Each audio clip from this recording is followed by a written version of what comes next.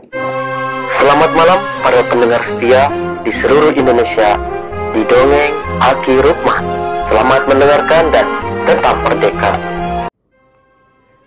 Assalamualaikum warahmatullahi wabarakatuh. Bismillahirrahmanirrahim. Alhamdulillahilladzi khalaqal insana fi ahsani taqwim. Asyhadu an la ilaha illallah wahdahu la syarikalah. Wa asyhadu anna Muhammadan abduhu wa rasuluhu alladzi la nabiyya ba'dah amma ba'du. Bapak Ibu dan kawan-kawan sekalian, alhamdulillah Aki bisa berkumandang lagi di dongeng, dan kita mudah-mudahan senantiasa ada dalam kesehatan, keselamatan, dan keberkahan. Amin ya robbal alamin. Saat ini kita lanjutkan tentang apa? Yaitu tentang Korea Selatan alias Korsel.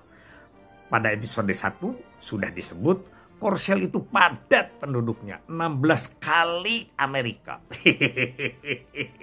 Lebih besar daripada Jerman, lebih padat daripada Cina, dan lebih padat daripada Jepang.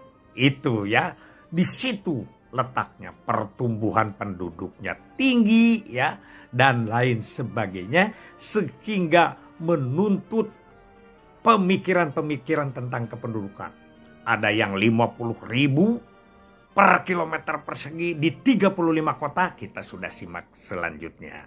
Nah, akhirnya di episode 1 sudah disebut bahwa mulai dengan usaha keluarga berencana. Nah, di usaha inilah mulai dengan keberhasilan yang luar biasa. Begitu padat pemikiran KB, lalu di situ keberhasilan yang sangat signifikan. Apabila pada tahun 50 sampai 60 TFR atau rata-rata punya anak di Korea itu adalah 6 lebih, maka pada tahun 70, katakanlah 20 tahun atau mungkin 15 tahun, atau mungkin 10 tahun, itu sudah menjadi 4,5. Luar biasa. Itu karena kami.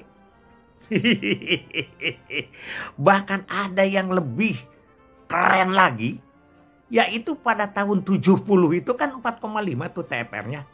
Sedangkan pada tahun 1984, kan 14 tahun tuh, dari 4,5 sampai turun ke 1,7. Ini luar biasa, keren, wow. Gak ada di dunia kayaknya yang seperti ini, ya. Itulah kita belajar dari orang lain. Sedangkan kita menurunkan dari 5,6 menjadi 2 itu sudah 54 tahun. Tapi bukan berarti kita ini ya, kita tidak berhasil, bukan. Hanya saja kita pengendalian penduduknya katanya kan sudah agak lumer nih. Mana PTP 2020? Mana PTP 2050? Mana PTS 2020? Itu yang membuat kita menjadi lama melaksanakan program KBN ini. Biar aja lah supaya terus ada PLKB, supaya ada terus TPD, anak cucu Aki tetap berkibar. Mengapa keberhasilan ini sangat signifikan? Yang pertama karena perubahan ya, perubahan karakter, perubahan sifat, karakter atau apa yang disebut dengan apa usaha negara, yaitu merubah dari negara agraris menjadi negara industri. Nah, di negara industri orang enggan punya anak banyak. Karena apa? Karena dia kerja di pabrik-pabrik, suami kerja, istri kerja, siapa yang mau ngurus anak di rumah? Beda dengan negara agraris, negara industri ini. Kalau negara agraris, istri kan ada di rumah. Di situ kan ngurus anak kerjaannya. Nah, ngurus anak kerjaannya itu. Dan orang-orang agraris perlu banyak orang untuk bertani, untuk mengolah lahan. Ini cukup luar biasa, ya. Cukup luar biasa pengaruhnya terhadap tingkat TFR. atau tingkat kelahiran.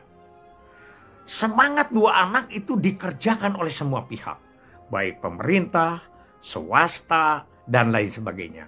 Ini 2,76 turun dalam jangka waktu 14 tahun. Ini rasa-rasanya di negara paling maju pun agak susah terjadi. Itulah Korea Selatan ya. Terserah penilainya apa. Kemudian dari situ juga apa yang terjadi? Yaitu para gereja turun. Gereja turun ke bawah untuk memberikan penerangan-penerangan KB. Kalau kita itu masjid mendengung di mana-mana. Di kita jarang masjid mendengung. Paling-paling kalau ada ceramah, ya lah. Kalau PLKB-nya datang, pada waktu dulu juga ngomong baru KB. Kalau tidak, no sen. Ya, itu di kita. Apalagi yang menjadi penarikan terhadap mereka mau berkeluarga berencana. Selain negara industri, juga dia diberi beberapa fasilitas. Yang pertama adalah setiap akseptor diberi pinjaman uang bagi yang butuh tanpa bunga. Keren, keren itu ya. Itu jadi akseptor. Saya ingat dengan ceritanya diskon car zaman Paritola di kota Bandung ya. Itu potongan-potongan harga matahari, apalagi lah begitu mal-mal atau toko-toko tertentu itu bagi akseptor itu ada. Nah itu hanya di kota kita, hanya di kota Bandung. Itu pun Paritola mungkin membawa dari Medan ke sini ya. Begitu karena Paritola dulunya adalah kepala BKKBN Kota Medan. Ya begitu. Itu. Yang kedua KB gratis jelas. Itu sudah menjadi fasilitas yang sangat bagus. Yang ada lagi yang paling menarik adalah bagi mereka yang mau steril. Ya kalau di kita mah MOP atau MOW ya. MOW mungkin di sana yang paling banyak. Itu adalah dibelikan rumah atau disediakan rumah oleh pemerintah. Itu yang sangat menarik bagi mereka yang ingin ber-KB.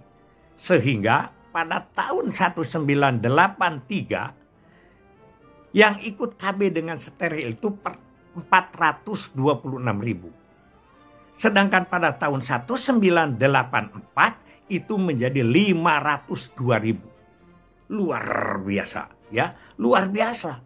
100.000 di negara kecil dalam jangka waktu 1 tahun meningkatnya. Ya, dari 426 menjadi 520. Itu. Nah, dari situ berhasil lah. Jadi TFR-nya itu tahun 50 berapa? 6 lebih.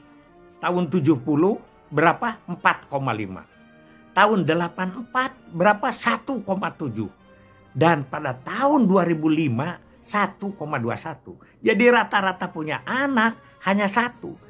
Di situ mulai yatafakarun, mulai berpikir para pemimpin. Kalau anak 1 pada generasi berikutnya, maka 2 orang tua meninggal diganti oleh 1 penduduk Korea tinggal setengahnya. Dari situlah, karena mereka gencar dengan kampanye 1 anak pelihara dengan baik. Jadi kalau di kita 2 anak cukup, kalau di sana 1 anak pelihara dengan baik. Tapi bukan tidak ada kendala di Korea itu ya. Ada kendalanya apa? Orang Korea itu harus punya anak perempuan. Jadi 2 anak cukup, laki-laki perempuan sama saja tidak ada di sana. Kenapa? Karena anak perempuan itu adalah untuk memelihara orang tuanya di mana nanti sudah tua. Jadi kalau yang belum punya anak perempuan itu biasanya tidak KB dulu. Ayah baik ya. Ada-ada saja di mana-mana. Itu gambarannya. Tapi yang jelas tahun 2005 dengan TFR 1 maka pemikiran berubah. Berubah kembali. Nah kalau di sana kan KB itu berubah-ubah tuh. Turki ya yang berubah, Brazil.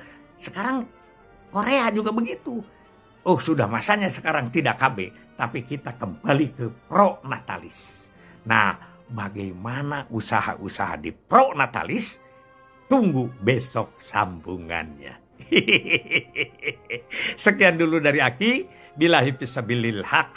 Wassalamualaikum warahmatullahi wabarakatuh.